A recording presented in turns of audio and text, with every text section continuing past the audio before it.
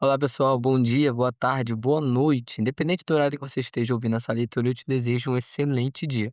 E aí, pessoal, como vocês estão? Eu espero profundamente que vocês estejam curtindo esse livro tanto quanto eu estou. Assim, é um top 10 do ano? Ainda não. Mas o que eu tenho mais gostado nesse livro é que ele é uma porta de entrada perfeita para o mundo do Gabriel Garcia Marques. Como ele tem uma linguagem bem diferente dos livros dele aqui nesse livro, eu acho que para você se familiarizar com a escrita, com a forma dele, de narrar as histórias dele, esse livro tem sido muito bom. Digo isso porque eu já tentei, como eu já falei para vocês, ler Cem Anos de Solidão do Gabo e eu sofri e desisti. Então, esse livro aqui para mim tem sido ótimo nesse quesito de voltar a ler as obras desse autor, voltar a ter contato com ele. Então eu acredito que como porta de entrada para um futuro leitor inexperiente do Gabo, esse livro aqui é um prato cheio. Pessoal, como eu falei pra vocês, eu tô aí passando por uma fase um pouco conturbada, mas não estou aqui separando alguns minutos. Esse é o lado bom de estarmos lendo um livro de contos. Estou separando aqui alguns minutos para fazer essa leitura e postar ainda hoje, para que vocês tenham mais uma leitura desse livro e que a gente possa manter esse ritmo de 2 contos por dia, tá bom? Então hoje eu vim aqui para narrar para vocês o conto 5 do livro dos 12 contos Peregrino. Esse tem o título de Só Vim Telefonar. Então vamos começar. Numa tarde de chuvas primaveris, quando viajava sozinha para Barcelona dirigindo um automóvel alugado, Maria de la Luz Cervantes sofreu uma pane no deserto dos Monegros. Era uma mexicana de 27 anos, bonita e séria, que anos antes tivera certo nome como atriz de variedade. Estava casada com um prestigiador de salão. Não, prestidigitador de salão, com quem ia se reunir naquele dia após visitar alguns parentes em Saragoça. Depois de uma hora de sinais desesperados aos automóveis e caminhões que passavam direto pela tormenta, o chofer de um ônibus destrambelhado compadeceu-se dela, mas avisou que não ia muito longe. Não importa, disse Maria. Eu só preciso de um telefone. Era verdade. E só precisava para prevenir seu marido que não chegaria antes das 7 da noite. Parecia um passarinho ensopado, com um agasalho de estudante e sapatos de praia em abril. E estava tão atordoada por tudo que esqueceu de levar as chaves do automóvel. Uma mulher que viajava ao lado do chofer, de aspecto militar, mas de maneiras doces, deu-lhe uma toalha e uma manta e abriu espaço para ela ao seu lado. Depois de mais ou menos se secar, Maria sentou-se, enrolou-se na manta e tentou acender um cigarro, mas os fósforos estavam molhados. A vizinha do assento deu-lhe fogo e pediu um cigarro dos poucos que estavam secos enquanto fumava. Maria se deu à vontade de desabafar e sua voz soou mais que a chuva e o barulho da lataria do ônibus. A mulher interrompeu-o com o dedo nos lábios. Estão dormindo, murmurou. Maria olhou para cima do ombro e viu que o ônibus estava ocupado por mulheres de idades incertas e condições diferentes que dormiam enroladas em mantas iguais a dela. Contagiada por sua placidez, Maria enroscou-se no assento e abandonou-se ao rumor da chuva. Quando despertou, era de noite e o aguaceiro havia se dissolvido num sereno gelado. Não tinha a menor ideia de quanto tempo havia dormido nem em que lugar do mundo estava. Sua vizinha de assento tinha uma atitude alerta. Onde estamos? Perguntou Maria. Chegamos, respondeu a mulher. O ônibus havia entrado no pátio empedrado de um edifício enorme e sombrio, que parecia um velho convento num bosque de árvores colossais. As passageiras, iluminadas apenas por um farol do pátio, permaneceram imóveis até que a mulher, de aspecto militar, as fez descer com um sistema de ordens primárias, como em um jardim de infância. Todas eram mais velhas e moviam-se com tal parcimônia na penumbra do pátio que pareciam imagens de um sonho. Maria, a última a descer, pensou que eram freiras. Pensou menos quando viu várias mulheres de uniforme que as receberam na porta do ônibus e cobriam suas cabeças para que não se molhasse, e as colocavam em fila indiana, dirigindo-as sem falar com elas, com palmas ritmas e perembitórias. Depois de se despedir da sua vizinha de assento, Maria quis devolver-lhe a manta, mas ela falou que cobrisse a cabeça para atravessar o pátio e que a devolvesse na portaria. Será que lá tem telefone? Perguntou Maria. Claro, disse a mulher. Lá mesmo eles mostram. Pediu a Maria outro cigarro e ela deu o resto do maço molhado. No caminho eles secam, disse. A mulher fez adeus com a mão e quase gritou boa sorte. O ônibus arrancou sem dar tempo para mais nada. Maria começou a correr para a estrada do edifício. Uma guarda tentou detê-la batendo palmas enérgicas, mas teve que apelar para um grito imperioso. Eu disse alto. Maria olhou por baixo da manta e viu uns olhos de gelo e um dedo inapelável indicando a fila. Obedeceu.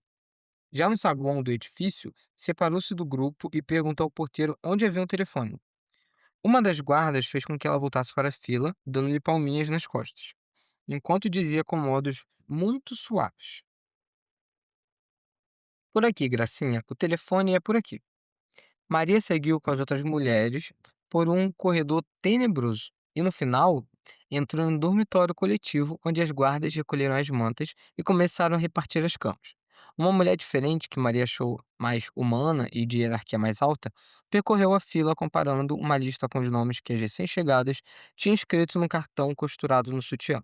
Quando chegou na frente de Maria, surpreendeu-se que ela não levava a identificação. É que só vim telefonar, disse Maria. Explicou-lhe com muita pressa que seu automóvel havia quebrado na estrada. O marido, que era mago de festas, estava esperando por ela em Barcelona para cumprir 3 compromissos até a meia-noite. E queria avisá-lo que não chegaria a tempo para acompanhá-lo. Eram quase 7 da noite. Ele sairia de casa dentro de 10 minutos e ela temia que cancelassem tudo por causa de seu atraso. A guarda pareceu escutá-la com atenção. Como é seu nome? Perguntou. Maria disse como se chamava com um suspiro de alívio. Mas a mulher não encontrou seu nome depois de repassar a lista várias vezes. Perguntou alarmada a uma guarda, e esta, sem nada para dizer, sacudiu os ombros. É que eu só vim para telefonar, disse Maria. Está bem, beleza, disse a superiora, levando até sua cama com uma doçura demasiado ostensiva para ser real. Se você se portar bem, vai poder falar Se você se portar bem, vai poder falar por telefone com quem quiser. Mas agora não, amanhã. Alguma coisa aconteceu então na mente de Maria que a fez entender por que as mulheres do ônibus moviam-se como no fundo de um aquário. Na realidade, estavam apaziguadas com um sedante, e aquele palácio em sombras, com grossos muros de pedra, escadarias geladas, era na realidade um hospital de enfermas mentais. Assustada, escapou correndo do dormitório, e antes de chegar ao portão, uma guarda gigantesca com um macacão de mecânico a agarrou-a com um golpe de tigre, e imobilizou-a no chão com uma chave mestra. Maria olhou-a de viés, paralisada de terror. "Pelo amor de Deus", disse. "Juro pela minha mãe morta que só vim telefonar." Bastou ver sua cara para saber que não havia súplica possível diante daquela energúmena vestida de mecânico, que era chamada de Herculina por sua força descomunal. Era responsável pelos casos difíceis, e 2 reclusas tinham morrido estranguladas com seu braço de urso polar adestrado na arte de matar por descuido. O primeiro caso foi resolvido como sendo um acidente comprovado. O segundo foi menos claro, e Herculina foi advertida e eita, gente, palavra estranha. Ademoestada de que na próxima vez seria investigada a fundo. A versão corrente era que aquela ovelha desgarrada de uma família de sobrenomes grandes tinha uma turva carreira de acidentes duvidosos em vários manicômios na Espanha. Para que Maria dormisse a primeira noite, tiveram que lhe injetar um sonífero.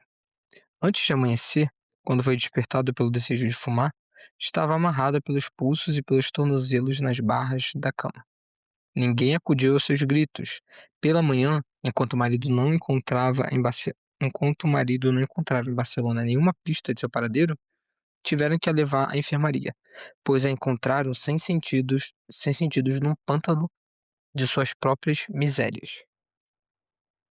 Gente, vou abrir uma coisa aqui que não é muito legal, mas eu conheço uma tenho um amigo que ele tem uma história de vida muito difícil e, assim, não é muito meu amigo não, é um conhecido meu, colega, e ele passou por digamos, um manicômio, né. Hoje no Brasil não existe mais esse termo, não existe mais, teoricamente não existe mais. mas ele me contou coisas horríveis que acontecem nesses lugares.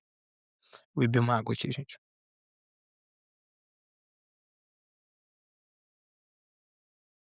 Voltei. Vamos lá, vamos continuar. Não soube quanto tempo havia passado quando voltou a si, mas então o mundo era um remanso de amor e na frente de sua cama estava um ancião monumental, com um andar de platígrado e um sorriso sedante que, com dois passos de mestre, devolveu-lhe a alegria de viver. Era o diretor do sanatório. Antes de dizer qualquer coisa, sem ao menos cumprimentá-la, Maria pediu um cigarro. Ele deu acesso e. Não, desculpa, gente, acesso. Ele deu aceso e também um maço quase cheio. Maria não pôde reprimir o pranto. Aproveite para chorar tudo o que você quiser, disse o médico com sua voz adormecedora. Não existe melhor remédio que as lágrimas. Maria desafogou sem pudor, como nunca havia conseguido com seus amantes casuais nos tédios de depois do amor. Enquanto a ouvia, o médico a penteava com os dedos, arrumava o travesseiro para que respirasse melhor. A guiava pelo labirinto de sua incerteza, com uma sabedoria e uma doçura que ela jamais havia sonhado. Era pela primeira vez em sua vida o prodígio de ser compreendida por um homem que a escutava com toda a alma sem esperar a recompensa de levá-la para a cama. Após uma longa hora, desafogada até o fim, pediu-lhe autorização para telefonar para o seu marido. O médico levantou-se com toda a majestade de seu cargo. Ainda não, princesa, disse, dando em sua face o tapinha mais terno que ela jamais havia sentido. Cada coisa tem sua hora. Da porta fez uma bênção episcopal e desapareceu para sempre. Confie em mim, disse ela. Vamos lá. Naquela mesma tarde, Maria foi inscrita no asilo com um número de série e com um comentário superficial sobre o enigma de sua procedência e as dúvidas sobre sua identidade. Na margem ficou uma qualificação escrita à mão pelo diretor: agitada. Tal como Maria havia previsto, o marido saiu de seu modesto apartamento no bairro de Horta com meia hora de atraso para cumprir os três compromissos. Era a primeira vez que ela não chegava a tempo em quase 2 anos de uma união livre bem combinada, e ele entendeu o atraso pela velocidade das chuvas que assolaram a província naquele fim de semana. Antes de sair, deixou um recado pregado na porta com o itinerário da noite. Na primeira festa, com todas as crianças disfarçadas de canguru, dispensou o truque-mor dos peixes invisíveis, porque não conseguia fazê-lo sem a ajuda dela. O segundo compromisso era na casa de uma anciã de 93 anos, numa cadeira de rodas, que se vangloriava de haver celebrado cada um dos últimos 30 aniversários com um mago diferente. Ele estava tão contrariado pela demora de Maria que não conseguiu se concentrar nos passos mais simples. O terceiro compromisso era o de todas as noites, num café-concerto das Ramblas, onde atuou sem inspiração para um grupo de turistas franceses que não conseguiram acreditar no que viam porque se negavam a crer na magia. Depois de cada representação, telefonou para casa e esperou sem ilusões que Maria atendesse. Na última, já não pôde reprimir a inquietação de que algo de mal havia acontecido. De volta para casa na caminhonete adaptada para as funções públicas, viu o esplendor da primavera nas palmeiras do Passeio de Graça e foi estremecido pelo pensamento funesto de como poderia ser a cidade sem Maria. A última esperança se desvaneceu quando encontrou seu recado ainda pregado na porta. Estava tão contrariado que esqueceu de dar comida ao gato. Só agora, ao escrever, percebo que nunca soube como era o nome dele na realidade, porque em Barcelona só o conhecíamos por seu nome profissional, o Mago Saturno. Era um homem de gênio esquisito e com uma inabilidade social irredimível, mas o tato e a graça que dele faziam falta sobravam em Maria. Era ela quem o guiava pela mão desta comunidade de grandes mistérios, onde ninguém teria a ideia de ligar para alguém depois da meia-noite perguntando pela própria mulher. Saturno havia feito isso assim quando chegou e não queria recordar. Por isso, naquela noite conformou-se com telefonar para Saragoça, onde uma avó meio adormecida respondeu sem alarma que Maria havia partido depois do almoço. Não dormiu mais de uma hora ao amanhecer. Teve um sonho de pântano no qual viu Maria com um vestido de noiva em farrapos e salpicada de sangue, e despertou com a certeza pavorosa de que havia tornado a deixá-lo sozinho. e agora para sempre, um vasto mundo sem erro. Havia feito isso 3 vezes com 3 homens diferentes. Ele, inclusive, nos últimos 5 anos. Havia abandonado na cidade do México 6 meses depois de conhecê-lo, quando agonizavam de felicidade com amor demente num quarto do bairro Ançudes. Certa manhã, Maria não amanheceu em casa depois de uma noite de abusos inconfessáveis. Deixou tudo que era dela, inclusive a aliança de casamento, do seu casamento anterior, e uma carta na qual dizia que não era capaz de sobreviver ao tormento daquele amor desatinado. Saturno pensou que havia voltado ao seu primeiro marido, um condiscípulo da escola secundária com quem se casou às escondidas sendo menor de idade, e a quem abandonou por outro depois de 2 anos sem amor. Mas não. Havia regressado à casa de seus pais.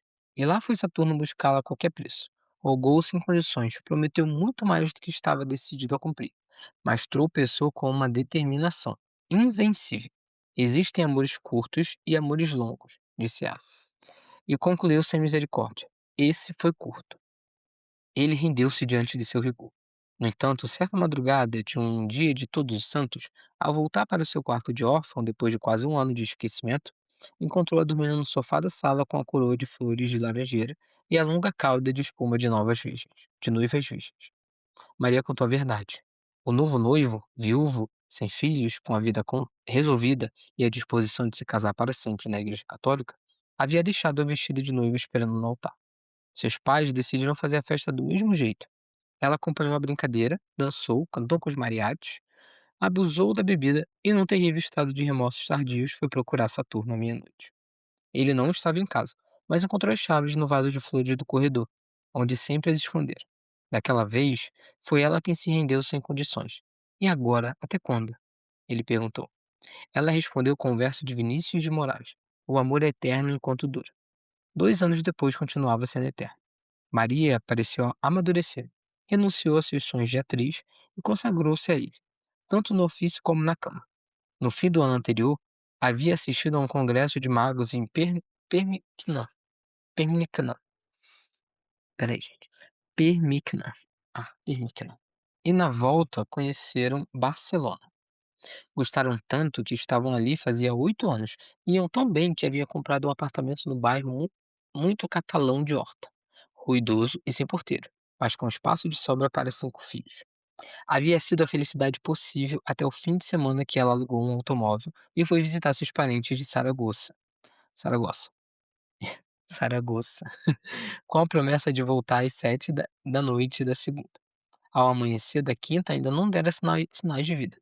Na segunda-feira de manhã seguinte, a companhia de seguros de automóvel alugado telefonou para perguntar por Maria. Não sei nada, disse Saturno. Procure em Saragoça. Desligou. Uma semana depois, um guarda civil. Eita, gente, uma semana depois. Caraca, então ela já tá lá há muito tempo. Deixa eu aproveitar pra beber uma.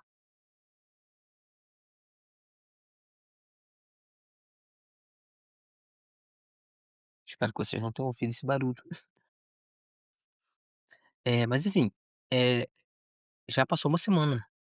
Nossa, ela deve estar sofrendo lá, gente.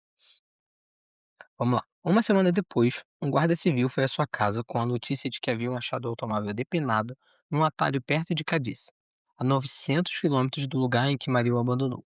O policial queria saber se ela tinha mais detalhes, se ela tinha mais detalhes do roubo. Saturno estava dando comida ao gato e olhou apenas para dizer sem mais rodeios que não perdessem tempo, pois sua mulher havia fugido de casa e ele não sabia com quem ou para onde. Era tamanha sua convicção que o policial sentiu-se incomodado e pediu perdão pelas perguntas. O caso foi declarado encerrado. O receio de que Maria pudesse ir embora outra vez havia assaltado Saturno na Páscoa em Cadaqués. Peraí, Cadaqués, onde Regas os havia convidado para velejar. Estávamos no Maritim, o populoso e sordino bar de Guache Divine, no crepúsculo do franquismo, em volta de uma daquelas mesas de ferro com cadeiras de ferro, onde só cabia a duras penas 6 e sentavam 20. Depois de esgotar o segundo maço de cigarros da jornada. Peraí, gente. Deixa eu voltar essa frase aqui. Depois de esgotar o segundo maço de cigarros da jornada, Maria percebeu que não tinha fósforos. Um braço esquálido de pelos viris, com uma pulseira de bronze romano, abriu caminho através do túmulo da mesa e ofereceu-lhe fogo. Ela agradeceu sem olhar quem era, mas o mago Saturno viu. Era um adolescente ósseo e lampinho, de uma palidez de morto e um rabo de cavalo de cabelos muito negros, que chegavam até a sua cintura. As janelas do bar mal suportavam a fúria de tramotana, da tremontana da primavera, mas ele ia vestido com uma espécie de pijama de usar na rua, de algodão cru, e umas tamancas de lavrador. Não tornaram a vê-lo até o fim do outono, numa pensão de mariscos de La Barceloneta, com o mesmo conjunto de saraça ordinária e uma longa trança em vez do rabo de cavalo. Cumprimentou cumprimentou-os como se fossem velhos amigos e pelo modo com que beijou Maria e pelo modo como ela correspondeu, Saturno foi fulminado pela suspeita de que haviam andado se encontrando escondidos. Dias depois encontrou por acaso um nome novo e um número de telefone escritos de caderneta doméstica. E a inclemente lucidez dos ciúmes revelou-se de quem era. O prontuário social do intruso acabou de liquidá-lo. 22 anos, filho único de ricos, decorador de vitrines da moda, com uma fama fácil de bissexual e um prestígio bem fundamentado como consolador de aluguel de mulheres casadas. Mas conseguiu superar tudo até a noite em que Bania não voltou para casa. Então começou a telefonar para ele todos os dias, primeiro a cada 2 ou 3 horas, das 6 da manhã até a madrugada seguinte, e depois cada vez que encontrava um telefone. O fato de que ninguém atendesse aumentava seu martírio. No quarto dia atendeu uma andaluza que só ia fazer a faxina. "O senhorzinho não está", disse, com um jeito vago o suficiente para enlouquecer. Saturno não resistiu à tentação de perguntar se por acaso a senhorita Maria não estava. "Aqui não mora nenhuma Maria", disse a mulher. "O patrão é solteiro." Já sei disso", respondeu ele. "Não mora, mas vai às vezes, não é?" A mulher se enfureceu. "Mas quem tá Desculpe. "Mas quem está falando, merda?" Saturno desligou. A tentativa da mulher pareceu-lhe uma confirmação a mais do que. Eita, gente, engasguei aqui na outra frase nessa também. Vamos lá. Saturno desligou. A negativa da mulher pareceu-lhe uma confirmação a mais do que para ele já não era suspeita. Era uma certeza ardente. Perdeu o controle. Nos dias seguintes, telefonou em ordem alfabética para todos os conhecidos de Barcelona. Ninguém informou nada, mas cada telefonema agravou sua infelicidade, que seus delírios de ciúme já eram célebres entre os madrugadores impenitentes de guache de vinho, que respondiam com qualquer piada que o fizesse sofrer. Só então compreendeu até que ponto estava sozinho naquela cidade bela, lunática e impenetrável, na qual jamais seria feliz. Pela madrugada, depois de dar comida ao gato, apertou apertou o coração para não morrer e tomou a determinação de esquecer Maria. Depois de 2 meses, Maria ainda não havia se adaptado à vida no sanatório. Sobrevivia mais mal e mal, comendo quase nada daquela pitância de cárcere com os talheres acorrentados à mesona de madeira bruta e os olhos fixos na litografia do general Francisco Franco, que presidia o lúgubre refeitório medieval. No começo, resistia às horas canônicas com sua rotina palerma de matinas, laudes, vésperas e a outros ofícios da igreja que ocupavam a maior parte do tempo. Negava-se a jogar bola no pátio do recreio e a trabalhar na oficina de flores artificiais, que um grupo de reclusos mantinha com uma diligência frenética.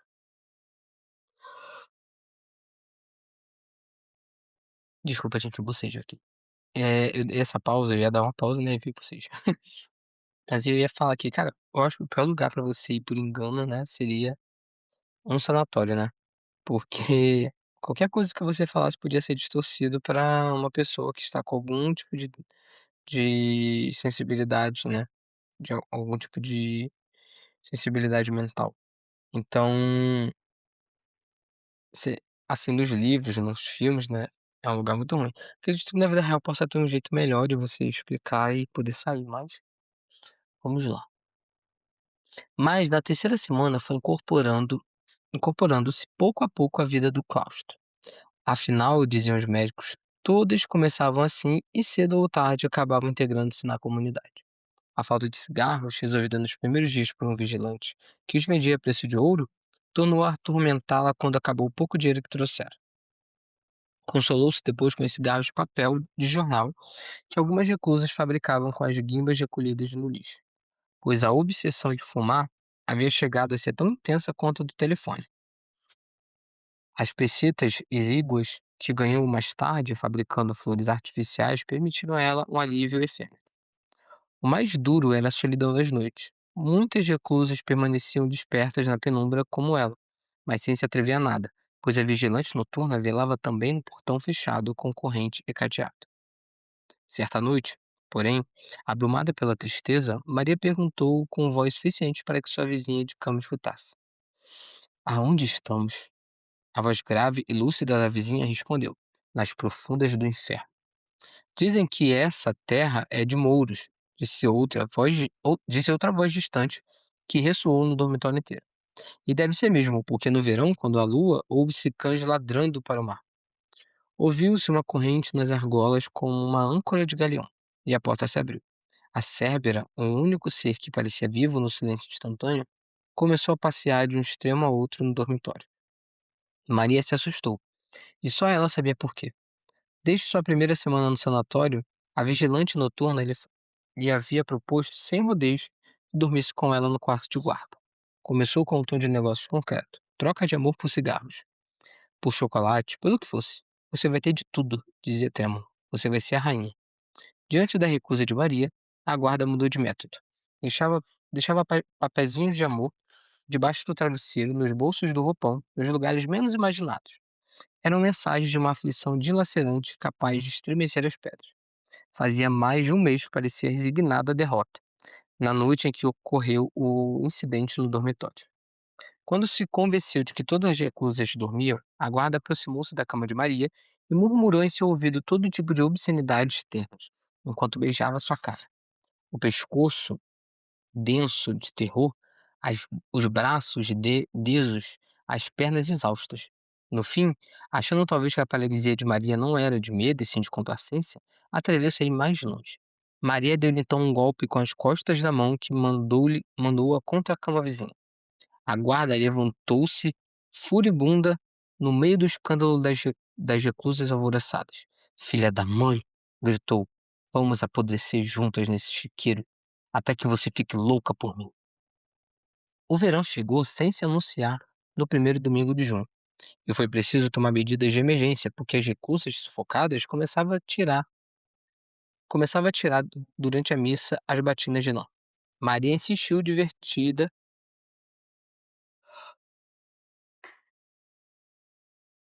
Me desculpa, gente. Vou voltar aqui. Maria assistiu divertida ao espetáculo das enfermas peladas que as guardas tocavam pelas naves da capela, como se fossem galinhas sérias. No meio da confusão, tratou de se proteger dos golpes perdidos e, sem saber como, encontrou-se sozinha no escritório abandonado e com o telefone que tocava sem cessar como uma campainha de súplica. Maria respondeu sem pensar e ouviu uma voz distante e sorridente que se distraía imitando o serviço de hora certa. São 45 horas, 92 minutos e 107 segundos. Veado, disse Maria. Gente, aqui tá escrito veado mesmo, tá? Com E. Desligou divertida. Já ia embora, quando percebeu que estava deixando escapar uma ocasião irrepetível. Então discou 6 números com tanta tensão e tanta pressa que não teve certeza se ser o número da sua casa. Esperou com o coração na boca, ouviu a campainha familiar com seu tom ávido e triste, uma vez, 2 vezes, 3 vezes, e ouviu enfim a voz do homem de sua vida na casa sem ela. Alô? Precisou esperar que passasse a bola de lágrimas que se formou na sua garganta. Coelho, minha vida, suspirou. As lágrimas a venceram. Do outro lado da linha houve um breve silêncio de espanto, e a voz, ensandecida pelo ciúme, cuspiu a palavra. Vagabunda! E desligou. Naquela noite, num ataque frenético, Maria tirou da parede do refeitório a litografia do Generalíssimo. Arrojou-a com todas as suas forças contra o vitral do jardim e desmoronou banhada em sangue. Ainda lhe sobrou raiva para enfrentar na porrada as guardas que tentaram dominá-la, sem conseguir, até que viu Herculina plantada no vão da porta com os braços cruzados, olhando para ela. Rendeu-se, ainda assim foi arrastada até o pavilhão das loucas perigosas. Foi aniquilada com uma mangueira de água gelada e injetaram terebentina em suas pernas. Impedida de caminhar por causa da inflamação provocada, Maria percebeu que não havia nada no mundo que não fosse capaz de fazer para escapar daquele inferno. Na semana seguinte, já de regresso ao dormitório comum, levantou-se na ponta dos pés e bateu na cela do guarda da noite. O preço de Maria, exigido de antemão, foi levar um recado ao seu marido. A guarda aceitou, sempre que o trato fosse mantido no mais absoluto segredo, e apontou-lhe com o dedo inexorável. Se alguma vez alguém souber, você morre. Dessa vez, o mago Saturno foi parar no sanatório de Lucas no sábado seguinte, com a caminhonete de circo preparada para celebrar o regresso de Maria. O diretor recebeu em pessoa no seu escritório, tão limpo e arrumado quanto um barco de guerra, e fez um relatório afetuoso sobre o estado da sua esposa. Ninguém sabia de onde chegou, nem, nem como nem quando, pois a primeira informação sobre sua entrada era o registro oficial ditado por ele mesmo, quando a entrevistou. Uma investigação iniciada no mesmo dia não dera em nada. Porém, o que mais intrigava o diretor era como Saturno soube do paradeiro da sua esposa. Saturno protegeu a guarda. A companhia de seguros de automóvel me informou, disse. O diretor concordou satisfeito. Não sei como o seguro faz para saber de tudo, disse. Deu uma olhada no expediente que tinha sobre sua escrivania de aceta e concluiu. A única certeza é que seu estado é grave. Estava disposto a autorizar uma visita com as devidas precauções se o mago Saturno prometesse, pelo bem de sua esposa, restringisse a conduta que ele indicasse, sobretudo na maneira de tratá-la, para evitar que recaísse em seus acessos de fúria cada vez mais frequentes e perigosos. Que esquisito, disse Saturno. Sempre foi de gênio forte, mas de muito domínio. O médico fez um gesto de sábio. Há condutas que permanecem latentes durante muitos anos e um dia explodem, disse. Porém, é uma sorte que tenha caído aqui, porque somos especialistas em casos que requerem mão forte. Nossa, que falso. Usam da violência sem fim e ele manda uma dessa. No final, fez uma advertência sobre a estranha obsessão de Maria pelos telefones. Deixa eu falar, disse. Fique tranquilo, doutor, disse Saturno com ar alegre. É a minha especialidade. A sala de visitas, mistura de cárcere e confessionário, era um antigo locutório do convento. Então, era o convento lá. A entrada de Saturno não foi a explosão de júbilo que ambos poderiam esperar. Maria estava de pé no centro do salão, junto a uma mesinha com duas cadeiras e um vaso sem flores. Era evidente que estava pronto para ir embora, com seu lamento, casaco, cor de morango e sapatos sortidos que havia ganho de esmola. Gente, estou pensando aqui, tá acabando já. Será que ele vai deixar ela lá? Tô achando que essa história não vai ter um final feliz. Tomara que eu esteja errado. Num canto quase invisível estava Herculina com os braços cruzados. Maria não se moveu ao ver o marido entrar, nem mostrou emoção alguma na cara ainda salpicada pelos estragos do vitral. Deram um beijo de rotina. Como você se sente? Perguntou ele. Feliz por você enfim ter vindo, coelho, disse ela. Isso foi a morte. Não tiveram tempo de sentar-se. Afogando-se em lágrimas, Maria contou as misérias do claustro, a barbárie das guardas, a comida de cachorro, as noites intermináveis sem fechar os olhos de terror. Já nem sei há quantos dias estou aqui, os meses ou anos, mas sei que cada um foi pior que o outro, disse e suspirou com a alma. Acho que nunca voltarei a ser mesmo. Agora tudo isso passou, disse ele acariciando com os dedos as cicatrizes recentes de sua cara. Eu continuaria a vir todos os sábados. Oi, gente, vai deixar ela lá. E até mais, se o diretor permitir. Você vai ver como tudo dará certo. Ela fixou os olhos neles, seus olhos aterrorizados. Saturno tentou suas artes de salão. Contou no tom pueril das grandes mentiras uma versão adocicada dos prognósticos do médico. Em resumo, concluiu, ainda faltam alguns dias para você estar recuperado de vez. Maria entendeu a verdade. Por Deus, coelho, disse atônita. Não me diga que você também acha que estou louca. Nem pense nisso, disse ele, tratando de rir. Acontece que será muito mais conveniente para todos que você fique aqui algum tempo. Em melhores condições, é claro. Mas eu já te disse que só vim telefonar, falou Maria. Ele não soube como reagir à obsessão temível. Olhou para Herculina, Ela aproveitou a olhada para indicar seu relógio de pulso que estava na hora de terminar a visita. Maria interceptou o sinal, olhou para trás e viu Herculino na tensão do assalto iminente. Então agarrou-se no pescoço de seu marido, gritando como uma verdadeira louca. Ele safou-se com todo o amor que pôde e deixou à mercê de Herculina, que saltou sobre suas costas, sem dar-lhe tempo para reagir. Aplicou em Maria uma chave com a mão esquerda, passou o outro braço de ferro em volta de seu pescoço e gritou para o mago Saturno: Vá embora! Saturno fugiu apavorado. Ainda assim, no sábado seguinte, já recuperado do espanto da visita, voltou ao sanatório com um gato vestido como ele, a malha vermelha e amarela do grande leotardo, o chapéu de copa e uma capa de volta e meia que parecia feita para voar. Entrou com um caminhonete de feira até o pátio do claustro, e ali fez uma função prodigiosa de quase 3 horas que todas as reclusas defrus desfrutaram dos balcões, com gritos discordantes e ovações inoportunas. Estavam todas menos Maria, que não só se negou a receber o marido, como sequer quis vê-lo dos balcões. Saturno sentiu-se ferido de morte. Ah, ferido de morte, deixa a mulher lá. Ai, ai. É uma reação típica, consolou o diretor. Já passa, mas não passou nunca. Depois de tentar muitas vezes ver Maria de novo, Saturno fez o impossível para que recebesse uma carta, mas foi inútil. 4 vezes devolveu-a fechada e sem comentários. Saturno desistiu, mas continuou deixando na portaria do hospital as rações de cigarros, sem ao menos saber se chegavam a Maria até que a realidade o venceu. Nunca mais se soube dele, exceto que tornou a se casar e que voltou ao seu país. Antes de ir embora de Barcelona, deixou o gato meio morto de fome com uma namoradinha casual, que além disso se comprometeu a continuar levando cigarros para Maria. Mas também ela desapareceu. Rosa Regais recordava ter visto a moça no Corte Inglês, há uns 12 anos, com a cabeça raspada e a túnica alaranjada de alguma seita oriental, grávida até não poder mais. Ela contou-lhe que continuara levando cigarros para Maria, sempre que pôde, e resolvendo para ela algumas urgências imprevistas, até o dia em que se encontrou os escombros do hospital. Até o dia em que só encontrou os escombros do hospital, demolido como uma lembrança ruim daqueles tempos ingratos. Maria pareceu-lhe muito lúcida na última vez em que a viu, um pouco acima do peso e contente com a paz do claustro.